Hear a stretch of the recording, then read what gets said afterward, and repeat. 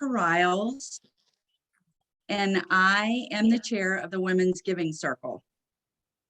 On behalf of the leadership team, I would like to thank you all for joining us today for today's Lunch and Learn on the state of women's health. First off, thank you so much to everyone who attended the kickoff celebration yesterday at Cypress and Grove. It was so great to see everyone there. A quick reminder that we have been invited to attend the Eastside girls basketball team game tomorrow night at St. Francis High School. Tip-off is at 6 p.m. If you are definitely attending, send me an email so I can get you on the list. They would like for us to be their guests. And I will put my email address in the chat for you. Also, just to clarify, we have postponed the Thursday night event that you saw on your Save the Date postcard. We are postponing that to May, and we are still working on that event, and there will be updates coming out very soon, hopefully, as we start finalizing some things as we get closer to May. And then I want to give a quick message from the Grants Committee. They will be having their information session on February the 1st for anyone who is interested in learning more about grants joining the team specifically. So check the chat as well for details on that. At this time, I would like to say a few words about our moderator for today, Dr. Maggie Labarda. Dr. Maggie Labarda retired in December 2019 as President and Chief Executive Officer for Meridian Behavioral Healthcare after almost 20 years in that position. In her role as CEO, she oversaw the agency's comprehensive mental health and substance use disorder treatment, primary care, vocational, and housing programs. She has a bachelor's degree in psychology and mathematics from Barry University and a master's and PhD in clinical and community psychology from the University of Maryland. Since retiring, she founded Impact Nonprofit Consulting, helping nonprofits in the areas of leadership, strategic planning, information, and data analytics and program design. She is an emerging artist, having taken up oil painting in the past year. Maggie has been involved in numerous professional and community organizations. She is currently vice chair of the Community Foundation of North Central Florida and the Children's Trust of Alachua County. She chairs the board of New Horizon Properties, which provides affordable and supported housing to individuals with psychiatric disabilities. Maggie, thank you so much for being our moderator today, and I hand it over to you. Thank you. That was a much longer introduction than was needed. I know a lot of the folks on this call, but thank you so much. I want to welcome everybody as well. The Women's Giving Circle is celebrating its 15 years of service, as you know, and today we're actually going to focus on a key aspect of well-being for women and girls, which is our health. We have a great panel to help us understand what the challenges are and what we can all look forward to. So I'm going to briefly introduce everyone. The first person I'll introduce is Jennifer Lacasse. She is a former colleague. She is the Vice President of Outpatient Services for Meridian's Southern Region. She has a BA in psychology and a master's in social work from St. Leo. And she's been at Meridian through a variety of roles, starting as a counselor and then moving to community action teams for kids and now as Vice President. The second panelist I'd love to introduce is Dr. Karen Harris. Many of us know Karen through the circle as well as her many efforts in the community. She is an OBGYN and is affiliated with North Florida Regional Medical Center, where she also now has a residency program that she has been able to establish, which is a phenomenal thing to have locally. She received her medical degree from the University of Florida College of Medicine and has been in practice here for over 20 years.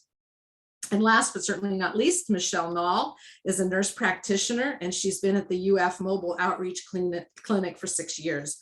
She provides primary care and has a background in public health. She has a particular interest in sexual and reproductive health, and she's helped build up those services within the mobile clinic. So welcome to you all. Thank you for being here and helping us understand the current state of women's health in our area. As I was getting ready to do this, I kind of did some, what we all do now, Google. Did a little Google search on some current statistics. And so I wanted to share a few of those as a backdrop for then a couple of the questions we're going to ask our panelists. So July of 2021, Health Grades did a survey looking at what women say are their top 10 concerns. And here's what came up. Heart disease, number one, cancer, stroke, diabetes and obesity, osteoporosis, depression, autoimmune diseases, menopause, family planning, and sexual and bladder health. So those came up as concerns that women are expressing. And then I looked up some data from the National Center for Health Statistics that says that almost 16% of women 18 and over say they're in only fair or poor health. That's almost 16%. 19.8% of women aged 18 or over have 4 or more drinks a day at least once in the past year. That's considered binge. Only 50% of women, 49.3%, met the 2008 physical federal guidelines for physical activity, for aerobic activity or physical activity. Almost 13% of women currently smoke. 42% of women aged 20 or over are said to be obese. 45% of women aged 20 or over have hypertension and or are on antihypertensive medication. Almost 11% under 65 have no health insurance. And the leading causes of death for women are heart disease, cancer, and stroke. So that's an interesting set of statistics. So Dr. Harris, clearly a lot of these concerns fall under your umbrella. And as I understand it, a lot of women actually use their OBGYN as primary care doctors. So likely you're seeing a lot of that. What are you seeing locally? And do those statistics bear out for the community here? Thank you so much for having me. I really appreciate being here with you. Yes, I think the statistics do bear out. It's sort of interesting as you go down the list of concerns that women have. Family planning, sexual and bladder health, menopause, and osteoporosis all fall under the purview of OBGYNs.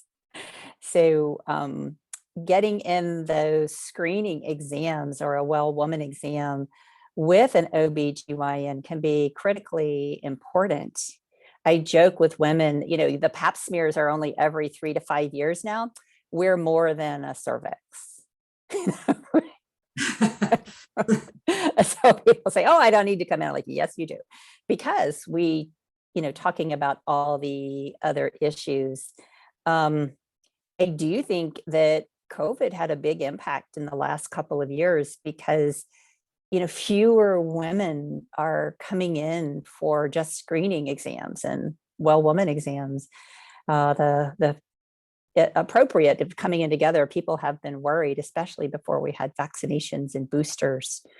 And that's been really hard when people have delayed their screening tests because you end up, I think there's lots of data now that with delaying your screening or even delaying care for a problem you have, like chest pain for a heart attack, we're seeing more advanced problems, more advanced cancers that could have been addressed earlier and had improved healthcare.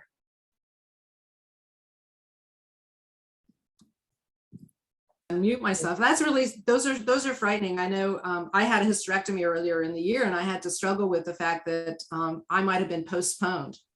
It was not urgent, but the idea that you've psyched yourself up for this surgery and then it might be postponed, and then what are the consequences of that? So yeah, I think that that's been a huge play for a lot of women. I'm going to say, so Jennifer, depression was one of the top 10. And probably related to that, we saw also women who were having sort of binge episodes of binge drinking, 4 drinks or more in a single night. Are you seeing that here? And what's your take there? We know mental illness and substance use disorders have a biological base, but what other factors are you seeing right now are contributing to rising concerns among women? So yes, Maggie, I totally agree. We're seeing very similar things as you're seeing: depression, drinking, anxiety, a lot of times along with the depression. I would say that some of the impacts are the pandemic. We've got some isolation going on, loss. So these individuals that may succumb to COVID, they had mothers, daughters, children. And so those women are dealing with those losses, changes in the home too as well. When COVID first hit and a lot of women didn't have childcare, having to pull out from their career or their job and kind of switch the focus onto being the school teacher at that time. So we have seen that as well. And we've seen where a lot of these changes have impacted their stress levels, their mood, and just their overall health, which then impacts their functioning and everything else. They say women are 2 times more likely than men to experience depression throughout their life.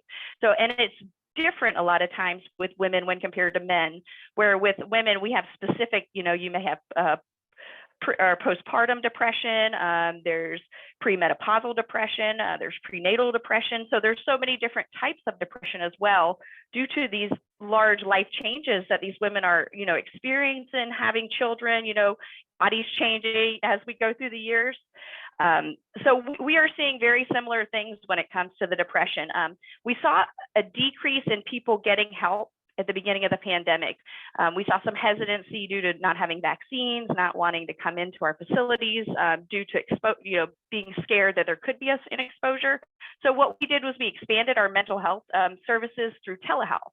So that gave them a lot of opportunity, and then there are some challenges, overcoming the barriers of having internet connection in some of our areas, the ability of the person to work the technology. That's another thing too we've learned throughout the years. Not everybody is really good with the iPhone or the internet. So those have helped some. We have seen an increase in people coming back into our facility since COVID.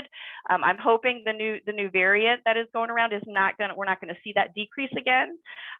So that's kind of where we're at. And we are seeing a lot of women coming in through the facility, and it kind of piggybacks on to the alcohol use.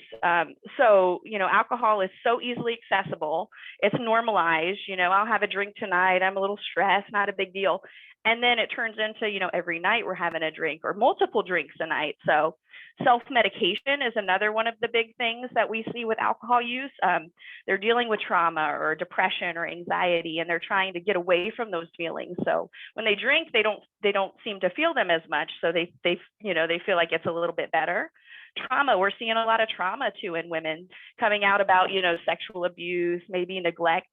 And these things can impact them for a long time. I've had clients that I've worked with that may have been abused in childhood, and they're grown women, 50s, 60-year-old, and they're still struggling with those things that they dealt with as children. So what we look at is early intervention is key. And then I would say making sure that we're addressing the problem, talking about it.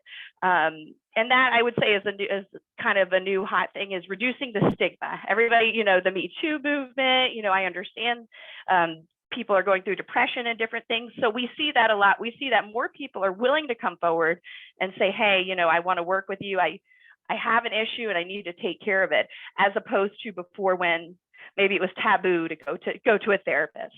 So we are seeing a lot of that, and we're doing what we can, trying to make some changes to accommodate. We came up with we had some people train for a new program. It's called Moving Beyond Depression. It's for women with postpartum depression. It's a specific program. So we're doing that in Alachua County as well right now. We're slowly getting it off the ground.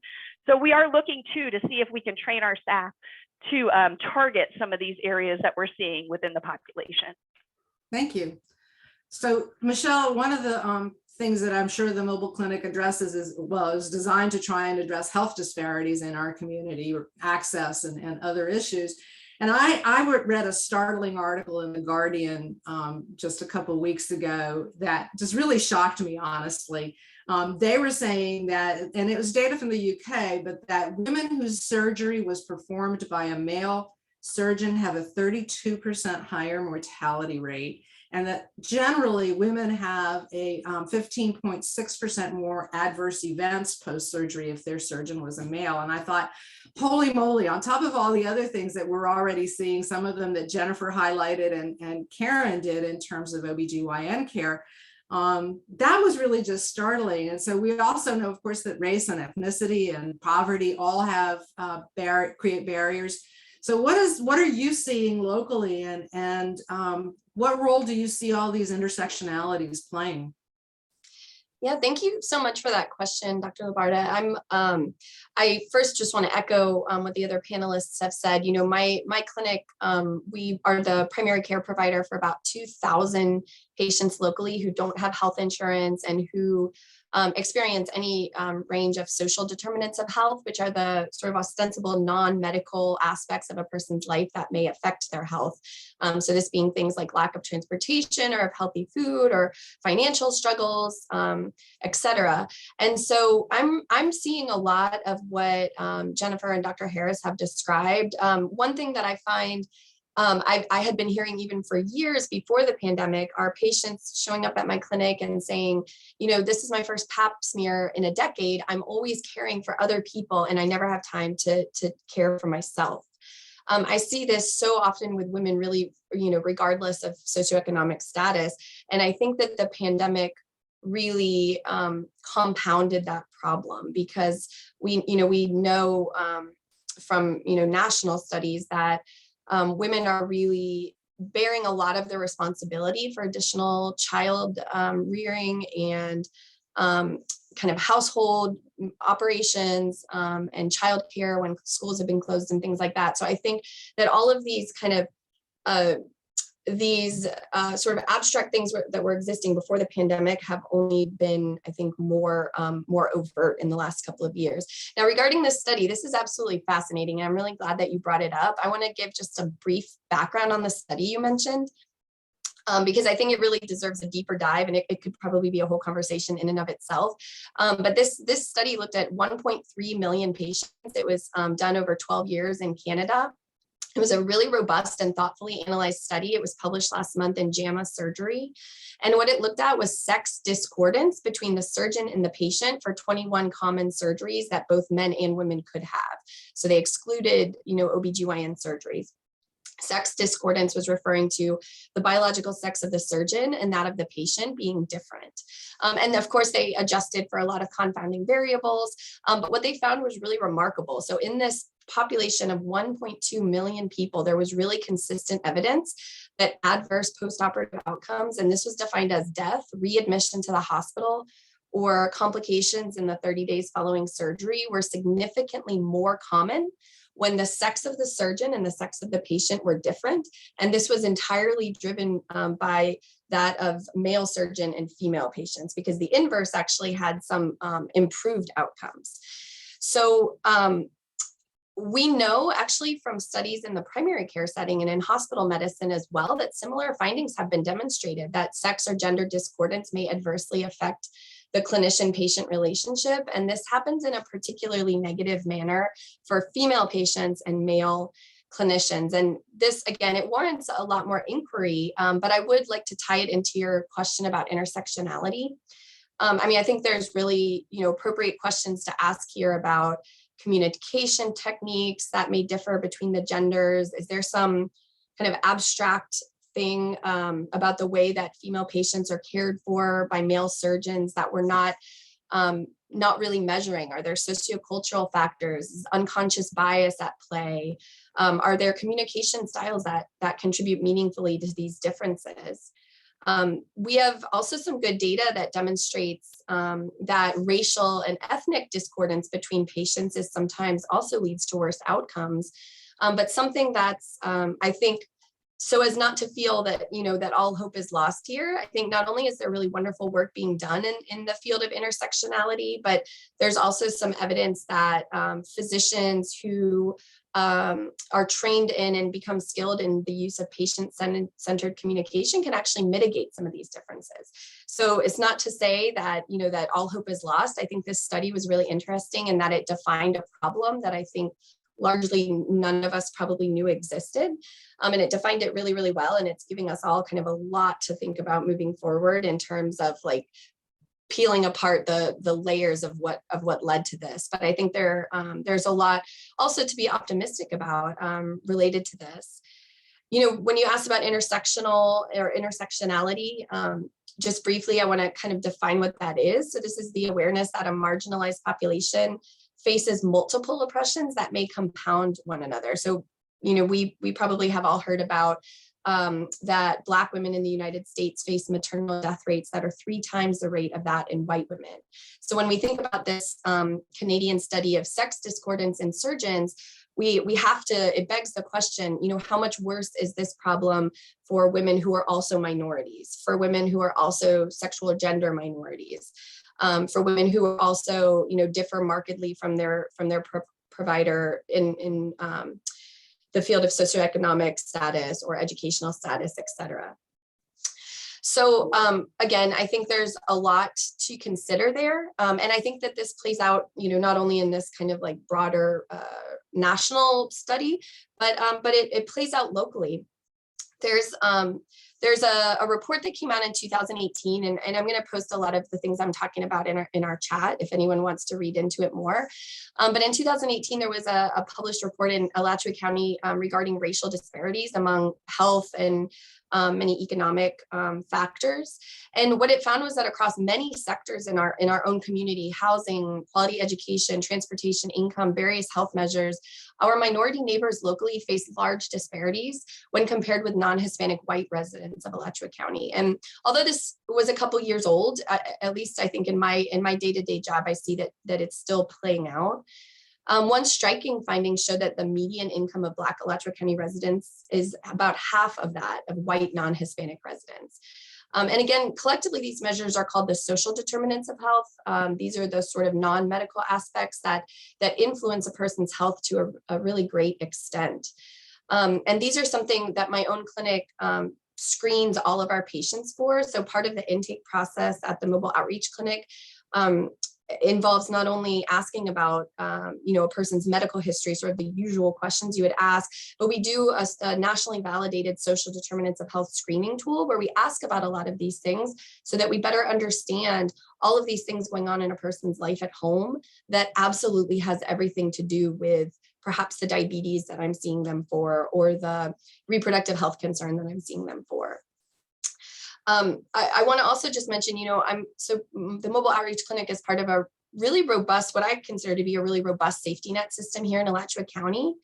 My clinics, you know, provides services at no cost to our patients. We're a primary care provider to people without health insurance, but it is a stark reminder when we think about these studies that this intersectionality, the presence of a free clinic like mine is simply insufficient to mitigate these generations of inequity.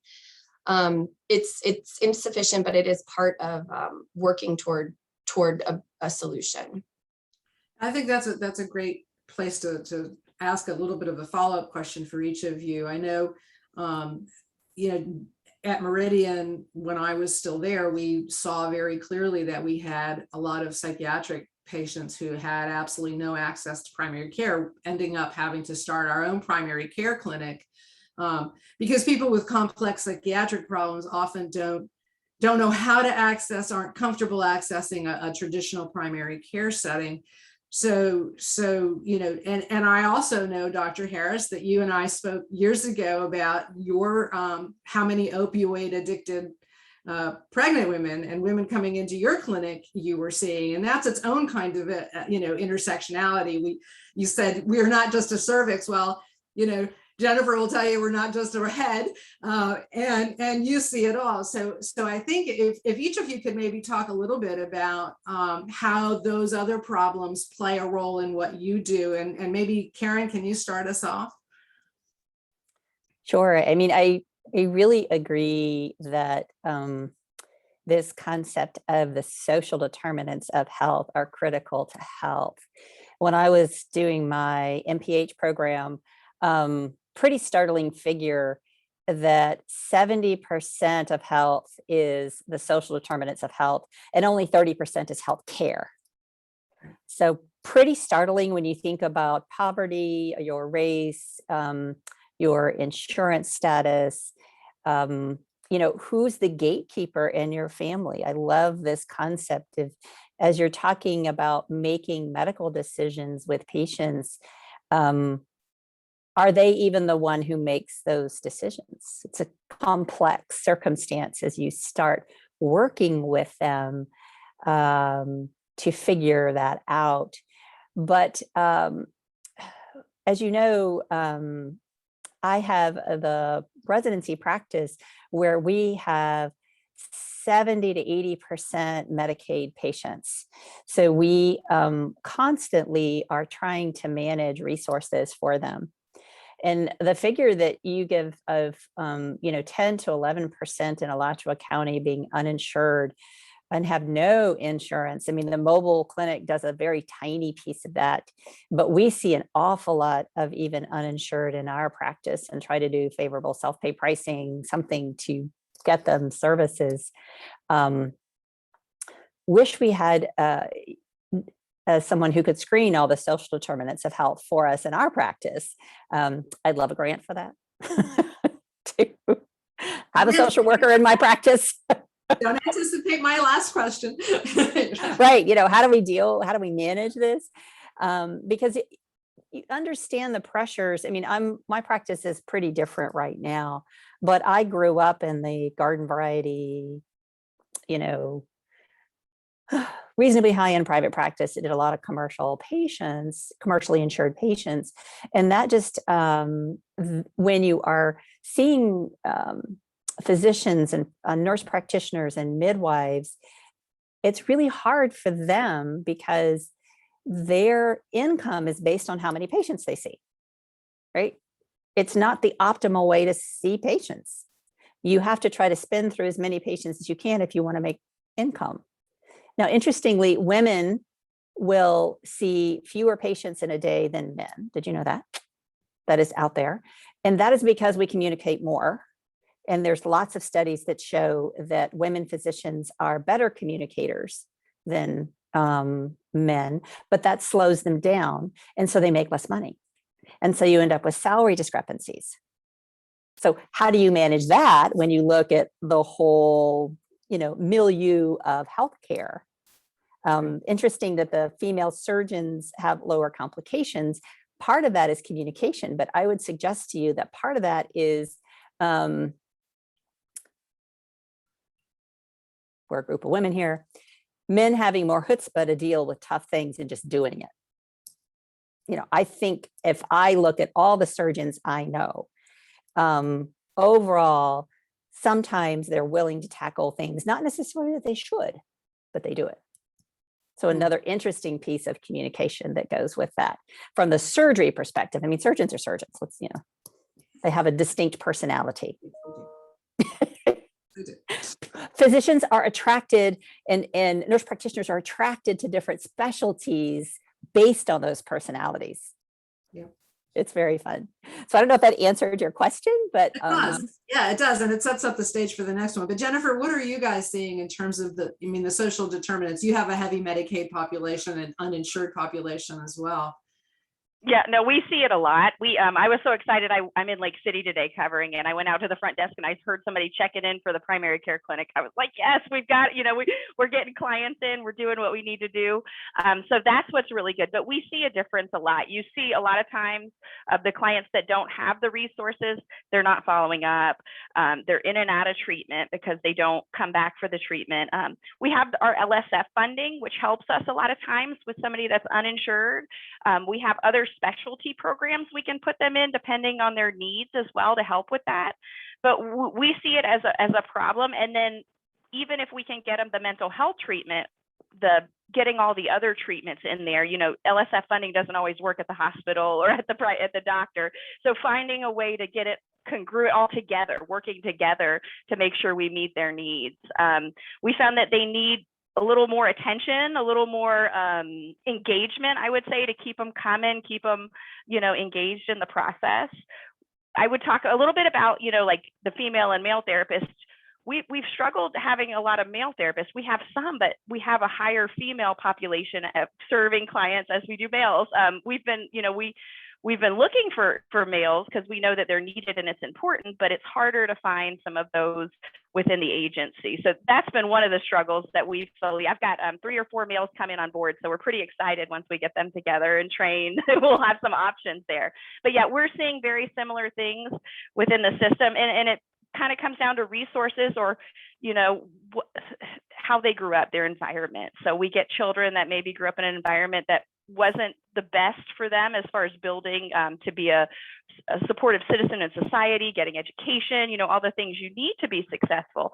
So trying to break those bad habits and unbuild those things to rebuild it back up to where they need to be so they can be successful. So we see that a lot as well. I've covered some of the post-inpatients in our Gainesville area, and it's a lot of people who they're not getting the healthcare they need, they're homeless, just different things. So we refer them and do what we can to, to provide them those resources. We have a housing department, we have targeted case management who can help with benefits and things like that. But we do see a population that, they don't have insurance and they lack the willingness to come in and do exactly what they need to do. So we try to do our best in engagement, working with them, getting them in, and then providing them the resources they need, whether that be the primary care clinic or a referral to somebody else within the Gainesville area. So, Michelle, you mentioned we've got a fairly robust safety net. And yet, those of us who've been in those trenches know that it's a mile wide, but an inch deep, right? It doesn't cover all of the need. And so if you guys in each of your kind of bailiwicks would say, what do you see as the most challenging issue right now that you're facing? And Karen kind of anticipated this a little bit with her last answer, but what kinds of funding programs, what would help? I mean, what do you see as the most needed thing? And is there a solution for it that we could all look to? I'll let you start, Karen, since you kind of introduced the thought anyway. Well, thanks. As we look at serving our most marginalized patients and the most vulnerable, helping those patients even know what resources are available is often challenging. We say, oh, well, there's all these resources, but the individual doesn't really know. And they're so overwhelmed, sometimes they get lost in the system. So having someone like in my practice who could be a social worker and someone who directs someone to the resources that at least are available right now would be really helpful to help those patients figure out what is available. And then for things that aren't available, is there any granting that we could provide women that helps them access critical services that they need? Because if you fall through the cracks and you don't qualify for Medicaid for various reasons, often income, but also could be you're just not sick enough from the Medicaid point of view, but you need a specific healthcare service to maintain your quality of life, there's literally no place for you to go. There is nothing other than a cash-based system available. And that is so disheartening to see when you know that some services provided would be preventative for someone developing significant problems long-term. And it's such a frustration that we have when I'm teaching the residents and we're monitoring these patients. That would be a wish list, sort of a combo piece, that we recognize someone who needs services, but yet how do we go that extra mile for them? And another interesting point, one of the words I won't let my office use is non-compliant, because women are smart. Women want to take care of themselves. I think, and I tell my staff this, that if the patient isn't following a plan that you think you agreed on, then it's our fault. Because what is it about their life that we don't get? You know, have we asked the gatekeeper? You know, this IUD thing, their grandmother says it's horrible. Well, they're not going to get it. Though we may think it's a good deal for them, right? I mean, that's just one tiny GYN example.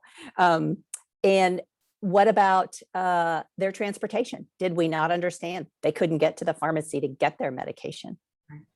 There's those pieces. So if a patient is not following a treatment plan, that's all they can write in the chart. They can't write non-compliant, not adherent, because I really look at it as being our deal. Right. Don't blame the patient. Right. Yeah, and I think the sad situation in that example is when they want to, and you can't find the key that would make them able to, because they can't access transportation. I know Medicaid, you know, people misunderstand sometimes Medicaid. If you're a single woman and have no kids, you may be poor, but you're not going to qualify. No, you're not going to be eligible. So it's not just about income. And so there is this whole group of people who are not going to be eligible for Medicaid. You raised some interesting things. Fee for service is a terrible structure, right? Because we're being paid to do stuff, not people. Well, you have a whole group of people who we're paying for at a back end inpatient down the road emergency situation where we could. So there's the healthcare system is really a sick care system. And we're not structured to do some of that. So you raised a lot of, I think, some of the glaring challenges, not just for women, but in our healthcare system. Michelle, you're in a unique position that your funding doesn't depend on, you know, are you meeting do you fall into any of these eligibility bins that will get you something? But you're limited as to capacity. So what are you seeing? What for you, what would be a remedy that any challenge that hasn't already been mentioned? And then what's the remedy that you would love to see?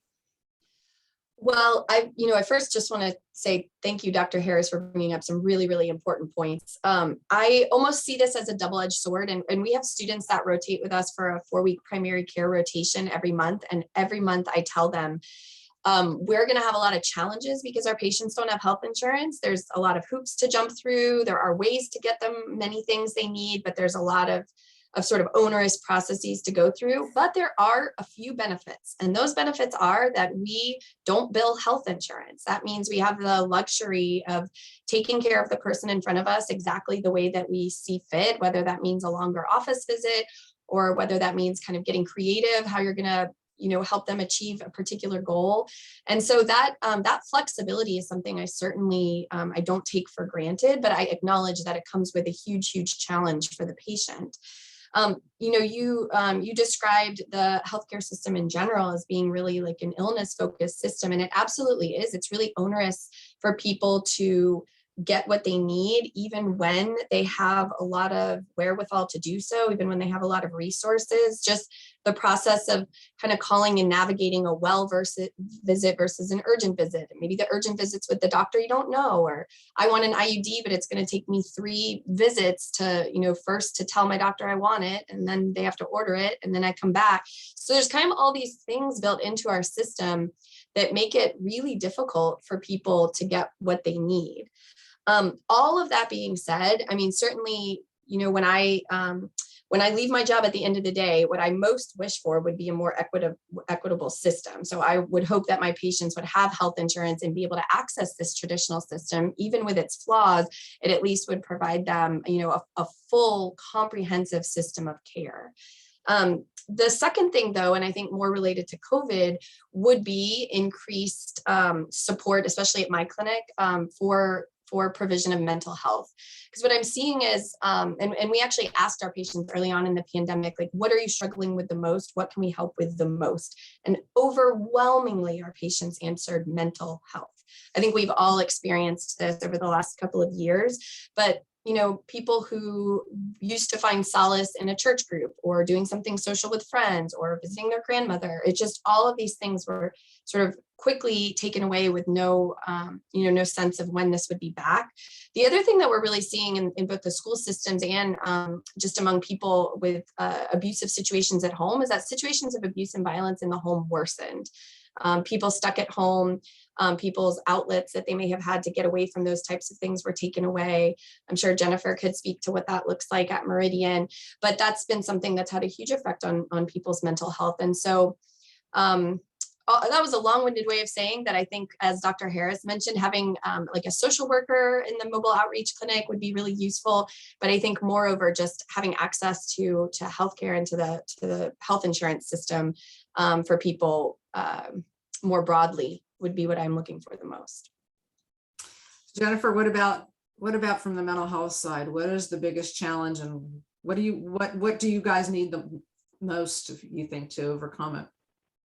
Yeah, so I would say one of our largest is our, the insurance companies and our limitations that we have there with our brief, short treatment. They want three to 6 sessions and they want us to be done. And it doesn't always happen like that. We need a little bit more time. We're only using words is what I tell people, So that is one of the challenges. And then options. So like we may have another program that may be worth it for this client or helpful, our psychosocial rehab program or our care coordination program. So we run into limitations there as to what they'll pay for, pre-authorization. So just funding, as you say, finding that funding so that they can get exactly what is tailored to them and what they need.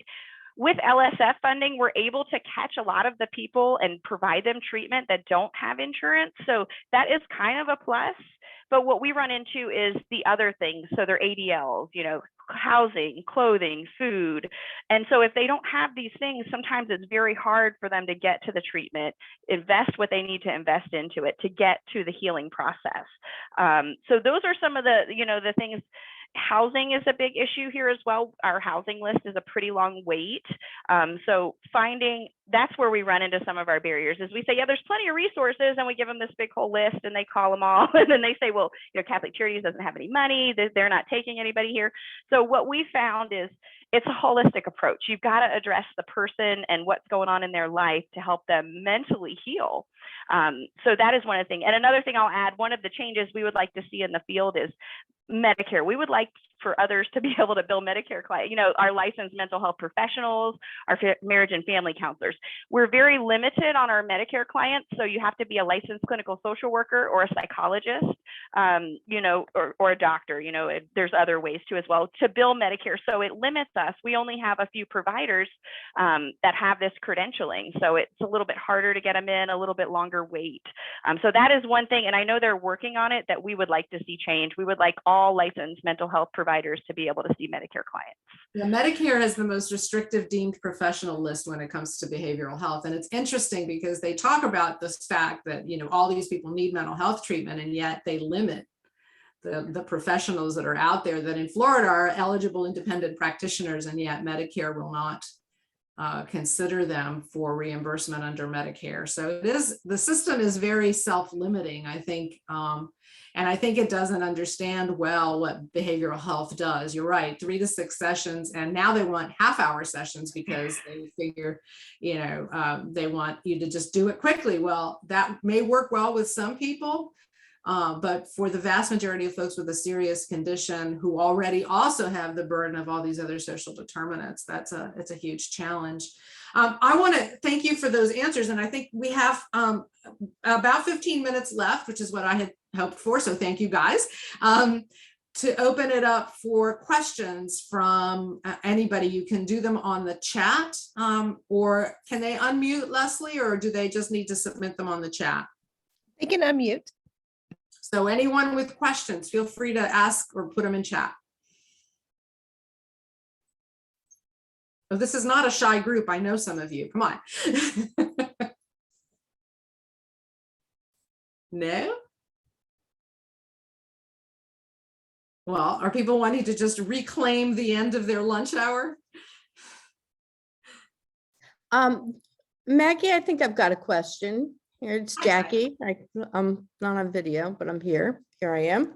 I wondered if we could talk a little bit more about this disparity in outcomes when the gender of the physician and the gender of the patient is, I guess, the male physician and the female patient, where it works in the reverse when it's a male physician and a female physician and a female patient.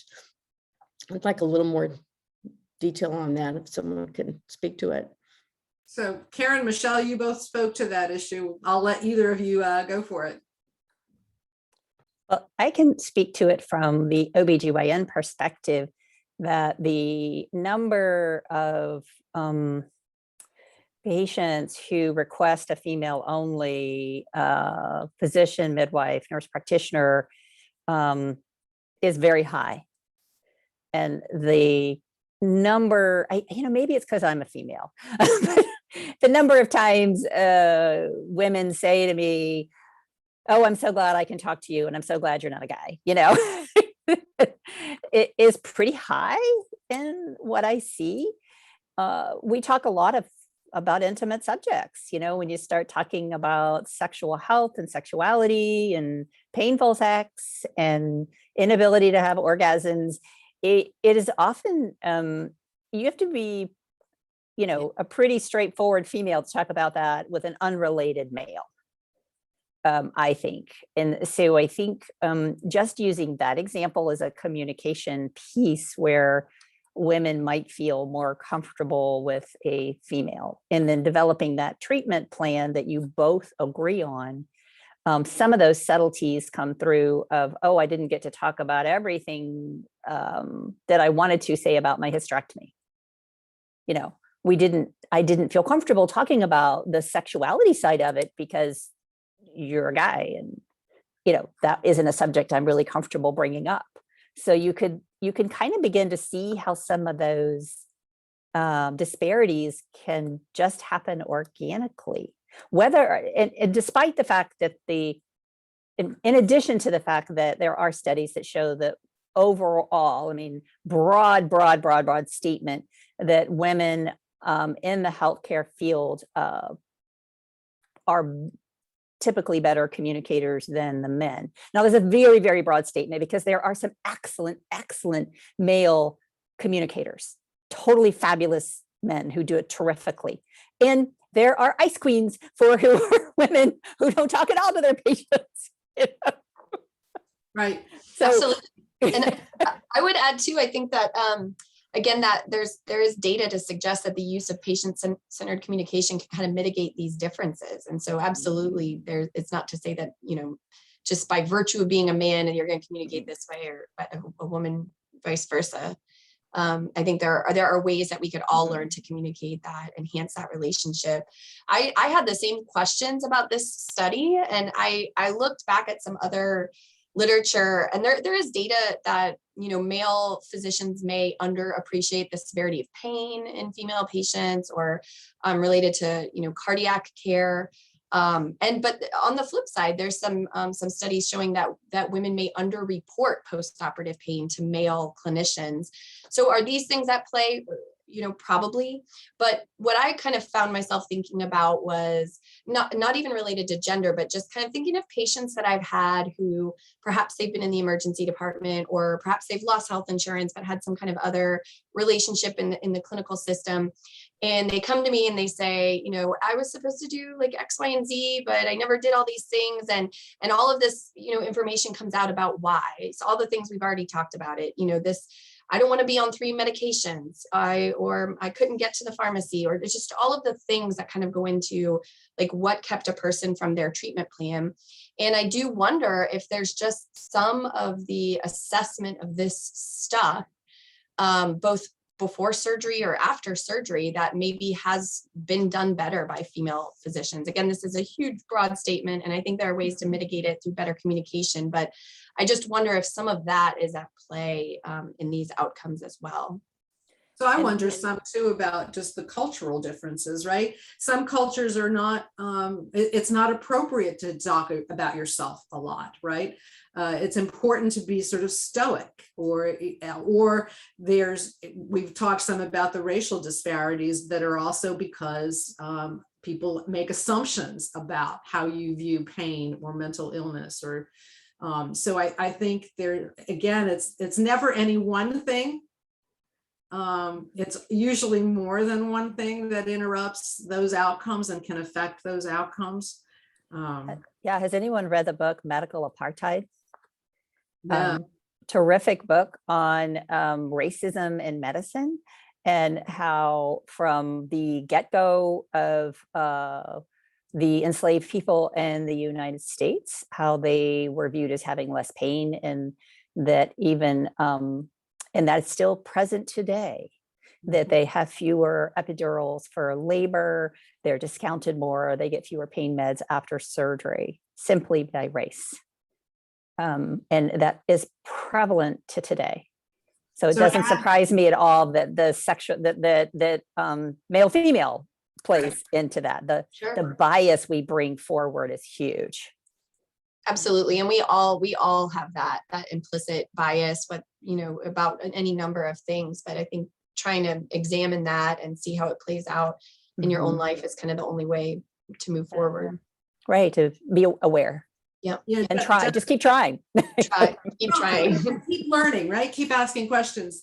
Jennifer, you mentioned, and it's true, by the way, of all human services and behavioral health, that it is heavily female in terms of the professional world. There are social work schools. I mean, you look at just the proportion of graduates, and women tend more towards the field.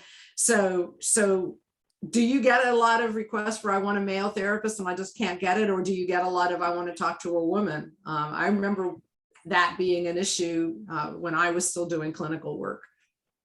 So yeah, you'll get it both ways. I would say more people want to talk to women. Like a woman will say, I can talk to a woman about my feelings, where a woman maybe that has had trauma or depression, they struggle to open up to a male figure. Maybe they were abused by a male or something like that. So we do get it, but then we have the opposite. So then you have the male that wants to talk to the male because they understand what I'm going through. They've been through this. They've lived what I've lived.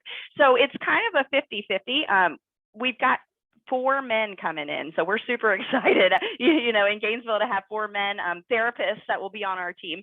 So it's been slowly, applicants are fair no matter what their gender is, but we want to have that diversity here so that people can relate to some of the people here.